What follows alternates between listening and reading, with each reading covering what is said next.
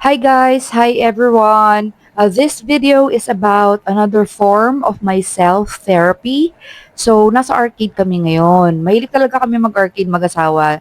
So, ang favorite niya kasi is mga toy cranes. Ako naman, ang hilig ko dito is either driving or yung mga baril-barilan. So, yung una sa video is yung mahabang baril. I think that was a model of M16. Hindi gumagana kasi yung machine. So, na-frustrate ako.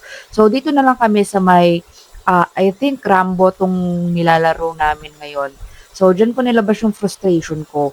So, guys, maganda sa arcade mag-ubos ng excess energy at saka yung ilabas mo lahat ng frustration mo, lalo na sa basketball, talagang ilabas mo lahat ng pagod mo, lahat ng iniisip mo, ibaril mo lahat sa kalaban mo, isipin mo yung kaaway mo, yung mukha ng kalaban mo. Yung parang ganun, guys. O, di ba? So, anyways, gagastos ka nga lang ng konti pero it's up to you kung how much you will spend for doing the arcade thing. So, ito, minsan lang naman namin ginagawa mag-asawa to, not all the times. Yun lang, guys.